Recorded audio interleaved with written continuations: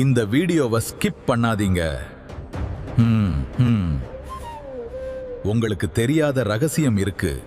உணவும் வளமும் ஞானமும் நிறைந்துள்ள காசியின் அன்னபூரணி அம்மை கோயிலுக்கு உங்களை அன்புடன் வரவேற்கிறேன். இவள் உணவளிப்பவள், கருணையின் தாய். காசி, வாரணாசி என அழைக்கப்படும் இந்த புண்ணிய தலம் சிவபெருமான் குடிகொண்டிருக்கும் ஒரு சிறப்பு வாய்ந்த இடம். காசி மாநகரம் முழுவதும் பல பறவைகள் இருந்தாலும் அங்குள்ள காகங்கள் ஒருபோதும் சத்தம் போட்டு கரைவதில்லை. பொதுவாக வீடுகளில் பள்ளிகள் சத்தமிடுவது வழக்கம். ஆனால் காசியில் பள்ளிகள் இருந்தாலும் அவை ஒருபோதும் ஒலி எழுப்புவதில்லை, பிணம் மணப்பதில்லை. கங்கை கரையில் உள்ள மணிகர்ணிகா மற்றும் ஹரிச்சந்திரா படித்துறைகளில் 24 மணி நேரமும் உடல்கள் எரிக்கப்படுகின்றன. ஆனால் அங்கு ஒருபோதும் பிணவாடை வீசுவதில்லை என்ற நம்பிக்கை உள்ளன. ஆகாயத்தில் பறக்கும் கருடன் காசி விஸ்வநாதர் ஆலயத்தின் மேல் பகுதியில் ஒருபோதும் பறப்பதில்லை.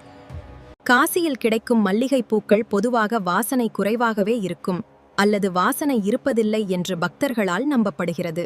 காசியில் இறப்பவர்களுக்கு நானே தாரக மந்திரத்தை ஓதி அவர்களுக்கு முக்தி அளிக்கிறேன்.